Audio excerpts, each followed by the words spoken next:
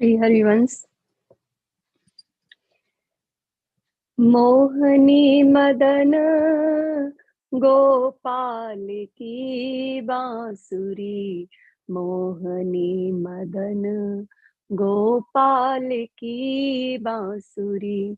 माधुरी श्रवण put सुनत सुन राधिके, करते रति राज के ताप को नासुरी।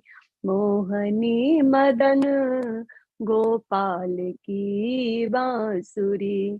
शरद राका रजनी विपिन वृंदा सजनी, शरद राका रजनी विपिन वृंदा सजनी। अनिल अति मंद सी तल सहित बांसुरी, मोहनी मदन गोपाल की बांसुरी। परम पावन पुलिन भृंग सेवत नलिन, कल्पतरु तीर बल वीर कृत रासुरी। मोहनी मदन गोपाल की बांसुरी। सकल मंडल भली तुम जो हरि सो मिली, बनी वर बनत उपमा कहो कासुरी। मोहनी मदन गोपाल की बांसुरी। तुम जो कंचन तनी लाल मरकत मणि, तुम जो कंचन तनी लाल मरकत मणि। उभय कले हंस हरि वंश बल दासुरी। मोहनी मदन गोपाल की बांसुरी। श्री हरिवंश। जय जय श्री हरिवंश। चलिए, कल हम लोग ने जहाँ छोड़ा था तो रास की तैयारी हो रही थी और सखी ने कहा था आज गोपाल रास रस खेलत, पुलिन कल्पतरु तीररी सजनी। तो वहां हमने कल छोड़ा था और कल जो रास का वर्णन हुआ था उसमें यहाँ तक कह गए कि ये ऐसा कल्पतरु है जहां पर आज सबकी इच्छा पूरी होने वाली है। तो जो मुनि जन है वो भी अपना ध्यान छोड़ करके आज इस रास में आने वाले हैं। तो उसी के भाव को अब हम लोग आगे लेकर के चलते हैं। आप लोग को तो पता है रास चालू हो जाती है, कई बार राधा रानी की थोड़ी सी जो कभी कभी मान कर लेती हैं, तो फिर से वही बात हुई है, रास शुरू हुई और राधा रानी ने मान कर लिया। अब मान कर लिया तो सखी को भेजा गया है, अब सखी गई है मनाने को।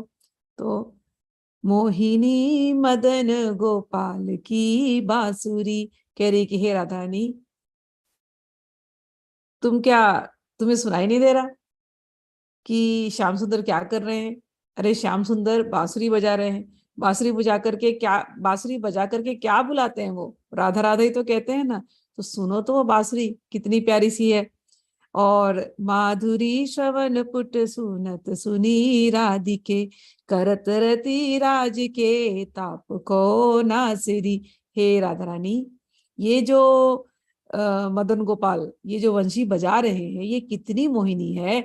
और जैसे ही ये कानों में पड़ती है, जितने हमारे अंदर के जो ताप हैं वो मिट जाते हैं। तो हे राधा रानी, शरद पूर्णिमा की रात्रि है, तो क्या तुम्हें वो दिखाई नहीं दे रहा? तो शरद पूर्णिमा की रात्रि में वृंदावन में ऐसी शोभा हो रही है और तुम यहाँ पर बैठी हो, और वायु भी बड़ी सुंदर बह रही है, धीरे धीरे सुगंध लेकर के वहां पर बह रही है, और भ्रमरों का समूह वहां पर कमलों पर घूम रहे हैं, और तुम यहाँ पर बैठी हो। अच्छा नहीं लग रहा, चलो यहाँ से। और और जो हमारे श्याम सुंदर हैं वो भी वहां पर कल्पतरु के नीचे बैठे हैं, तो उनकी इच्छा तो पूरी करनी पड़ेगी ना। वहां पर बैठ करके वो रासोत्सव की योजना कर रहे हैं। तो हे राधा रानी, तुम क्यों नहीं चल रही हो? और ऐसे ऐसे मनाया है। तो दूतिका जो है वो सखी ने मनाया, तो राधा दूतिका की बात सुन करके मैसेंजर बन करके आई है सखी। तो मैसेंजर बन करके आई है, तो राधा रानी ने सुना और राधा रानी पर प्रसन्न हो गई। राधा रानी ने कहा ठीक है। राधा रानी फिर चल पड़ी। अब वहां गई और जाते ही सारी सखियां खड़ी हैं तो इतनी देर तक श्याम सुंदर को सताया था, तो उस बात का थोड़ा सा मन में ग्लानि जैसी थी। तो जैसे ही गई रासलीला में, जाते ही पहले श्याम सुंदर को देखा और जाते ही पहले आलिंगन कर लिया।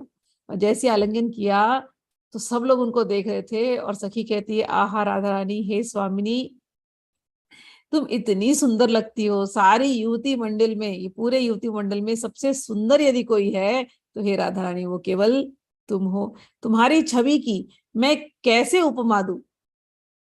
और कहती है, मैं केवल इतना कह सकती हूँ, तुम तो सोने सोने की जैसी तुम दिखाई देती हो, और श्री कृष्ण के गले में जब आलिंगन करती हो तो वो तो मरकत मणि के जैसे है, जैसे कोई हार उसके ऊपर लटक रहा है, श्री कृष्ण के ऊपर कोई हार सोने का लटक रहा हो, ऐसे प्रतीत हो रहे हो तुम दोनों।